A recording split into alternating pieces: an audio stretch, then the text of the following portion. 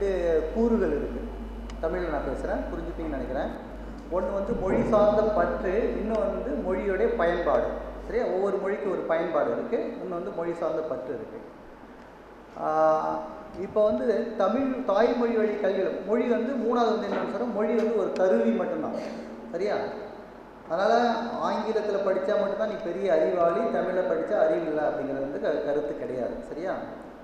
2வது வந்து தாய்மொழிங்கிறது வந்து எப்பொழுதும் நீங்கள் வந்து சின்ன குழந்தைங்க, அதாவது நமக்கு சுற்றி இருக்கிறது, அதாவது கல்லூரியில் பள்ளிக்கூடத்தில் சொல்லி கொடுக்கறது மட்டும் இல்லாமல் நம்ம அன்றாடம் பேசுகிறவங்க, ஒரு கடைக்காரங்கிட்ட போகிறீங்க, ஒரு ஆட்டோவை பார்க்குறீங்க, ஒரு வீட்டில் இருக்கீங்க, வீட்டில் வேலை செய்யறது பேசுகிறீங்க, எல்லாமே வந்து தாய்மொழி வந்து கருவிலேருந்தே வந்து உள்வாங்கப்படுது. மொழியை பொறுத்த வரைக்கும் எல்லா மொழியும், அது எந்த தாய்மொழியாக இருந்தாலும் இருக்கலாம். அப்போ வந்து அது இல்லாமல் மொழியிலே வந்து மொழிசாரா குறியீடுகள்னு இருக்குது. இப்போ மாட்டை வந்து வண்டி ஓட்டுறான்னு வச்சுக்கோங்க, அப்படின்னு வண்டி ஓட்டுறான்னு வச்சுக்கோங்க, அது வந்து மொழிசாரா ஒரு மொழி. அது மொழி சார்ந்து ஒரு கட்டமைப்புக்குள்ளே வராத ஒரு உணர்வு. அப்போ மொழி வந்து உணர்வுபூர்வமாக ஒன்றி வர்றது வந்து தாய்மொழி. 2வது வந்து அறிவியல் முடிவுகள் எல்லாமே என்ன சொல்லுதுன்னா, தாய்மொழியில் வந்து ஆரம்பத்தில் குறைஞ்சது ஒரு 7-8 வயசு வரைக்கும் நாங்கள் படிக்கிறப்போ 3வது தான் ஆங்கிலம் படிக்க ஆரம்பித்தோம். உலகம் முற்றிலும் நடத்தப்பட்ட ஆய்வு இது எல்லாமே சொல்லுது வந்து என்ன சொல்லுதுன்னா, நீ தாய்மொழியில் கல்வியை ஆரம்பித்து அடுத்தது 2வது மொழிக்கு போ. ஏன்னா ஒவ்வொரு மொழிக்கும் ஒரு சிண்டெக்ஸ்னு சொல்லுவாங்க. சிண்டெக்ஸ்னால் இப்போ தமிழ் பேசுகிறோம் இல்லையா, ராமன் மரத்தை வெட்டினான், எழுவாய், வினைச்சொல், பயனிலை அப்படின்ட்டு இந்த சிண்டெக்ஸ் வந்து எல்லா மொழிக்கும் ஒரு மாதிரி, அதே ஒரே மாதிரி தான் இருக்குது. எல்லா மொழியும், அது ரஷ்ய மொழியாக இருந்தாலும் சரி, ஹிந்தியாக இருந்தாலும் சரி, தமிழாக இருந்தாலும் இங்கிலீஷாக இருந்தாலும் சரி. அப்படிங்கிற பட்சத்தில் தாய்மொழியில் ஆரம்ப கல்வியை ஆரம்பிக்கணுங்கிறது மாற்றுக்கிறது கிடையாது. தாய்மொழியில் வந்து உங்களால் நல்லா கான்செப்ட் எல்லாத்தையும் நிறையா உள்வாங்க முடியும்.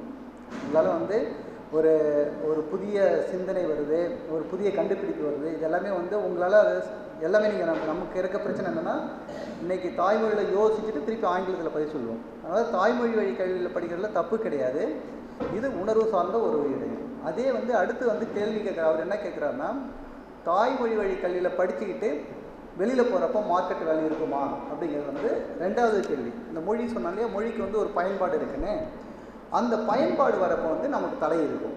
இப்போ வந்து நீங்கள் தமிழ் வழி கல்வியில் படிக்கிறீங்க. இப்போ இது நமக்கு இன்னைக்கு காலைல உங்கள் டீன் கல்லூரி முதல்வர்கிட்ட அப்படியே பேசியிருந்தேன். ஆரம்பத்தில் 60 பேர் இருந்தாங்க, இப்போ 30 பேர் இருந்தாங்க, குறைஞ்சிட்டாங்க. என்ன பயன்பாடு என்ன பிரச்சனைனா, இப்போ 1988 தமிழகம் வந்து கம்ப்யூட்டர் சயின்ஸ் எஜுகேஷனை 12வது கொண்டு வந்தாங்க. அதனுடைய இது என்னாச்சுன்னா 2000 வருஷம் வரப்போ 1990 95 அப்புறம் 2000 வரப்போ ஒரு 2Kன்னு ஒரு பெரிய பிரச்சனை வந்தது. அப்போ வந்து நிறைய கம்ப்யூட்டர் சயின்ஸ் இன்ஜினியர்ஸ் தேவைப்பட்டாங்க. அவங்க ஆங்கில வழி கல்வியில் பயின்றதால் என்ன பண்ணாங்க, நிறைய பேர் அமெரிக்காவில் போய் நிறைய செட்டில் ஆகிட்டாங்க. அமெரிக்கா, ஐரோப்பா போனாங்க. அது வந்து பயன்பாடு. அப்போ என்ன சொல்கிறேன்னா, அந்த பயன்பாடுன்னு வரப்போ ஆங்கில மொழிக்கான ஒரு பயன்பாடு இருக்குது. அதாவது தொழில்நுட்பத்துக்கான மொழியாக இருக்குது ஒன்று. 2வது வந்து உலகத்தில் வந்து புதிய கண்டுபிடிப்புகள் எது இதில் இருக்கோ அது மூலிமா அந்த மொழியில், அந்த ஆங்கில மொழியில் உடனடியாக கிடைக்கிது. 3வது வந்து இன்றைக்கி வர்த்தக மொழியாக இருக்குது. உலகத்தில் இன்றைக்கி வர்த்தகம் செய்யணும் இருக்குது. இப்போ 2மே நம்ம பேலன்ஸ் பண்ணி தான் பார்க்கணும். ஆனால் நான் இப்போ உங்கள் கேள்விக்கு நேரடியாக ஆன்சர் சொல்லணும்னா, தொழில்நுட்ப கல்வி வந்து நம்ம ஆங்கிலத்தில் படிக்கிறது நல்லது. நாங்கள் கல்லூரியில் இருக்குது. அப்படி நீங்கள் தமிழ் வழியில் கல்வியில் படித்தாலும் ஆங்கிலத்துக்கு அது இணையாக 2மே படிச்சுட்டு வாங்க. அப்படி படிச்சுட்டு வரப்போ தான் நாளைக்கு வந்து நீங்கள் அதாவது என்னென்னா, உங்களுடைய உலகம் இந்த இங்கே சுருங்கிடக்கூடாது, தமிழகத்துலேயே சுருங்கிடக்கூடாது. தமிழகத்தில் இருந்தாலும் இப்போ IBM இருக்குது, இல்லை மைக்ரோசாஃப்ட் இருக்குது, அங்கே போய் நம்ம இதில் பேச முடியாது இல்லையா. உங்கள் ஒரு சாஃப்ட்வேரை மென்பொருள் எழுத சொல்கிறாங்க, நீங்கள் வெளியில் இங்கேருந்து ஒரு அமெரிக்காவுக்கு ஒரு கிளையண்ட்டோட பேசணும். இப்போ இந்த மாதிரி பிரச்சனைகள்லாம் இருக்குது. அதனால் 2 மொழியுமே கற்றுக்குங்க, தமிழ் மொழியும் கற்றுங்க, தாய்மொழி கல்வியும் கற்றுக்குங்க. அது வந்து உங்களை வந்து ஒரு பெரிய சிந்தனையை, ஒரு பெரிய மாற்றத்தை உண்டாக்கும். தமிழில் படிக்கிறது வாழ்நாள் முற்றிலும் படிக்க முடியாத அளவுக்கு நிறைய இலக்கணங்கள், இலக்கியங்கள் எல்லாமே இருக்குது. ஆனால் தொழில்நுட்பத்துக்கு நம்ம மொழி இன்னும் வளர வேண்டியிருக்கு. அதனால் தொழில்நுட்பத்தை நீங்கள் தமிழில் படிக்கிறாங்க, தாய்மொழி வழி. நான் இப்போ 12வது வரைக்கும் நான் சொன்னேன், 12வது வரைக்கும் தமிழ் வழி கல்வியெலாம் படித்தேன். காலேஜ் போனப்போ, கல்லூரி போனப்போ ஆங்கில வழி கல்வியில் படித்தேன். கொஞ்சம் ஆரம்பத்தில் ஒரு 6 மாதம் 1 வருஷம் கஷ்டமாக இருந்தது. அதுக்கப்புறம் நான் முயற்சி பண்ணி படித்து நல்லா வந்துட்டேன். அது வந்து ஒரு மொழி வந்து தடையாக இல்லை. ஆனால் இதுக்கு வந்து நீங்கள் இப்போ படிக்கிறப்ப 2யும் சேர்த்து படிங்கன்னு நான் சொல்ல வரேன். அதெல்லாம் படிக்கிறதால வந்து ஒரு அது தவறானதுன்னு சொல்ல வரல, படிக்கிறது 2யும் சேர்த்து படிங்க. அது தொழில்நுட்ப கல்விக்கு மட்டும் சொல்கிறேன்.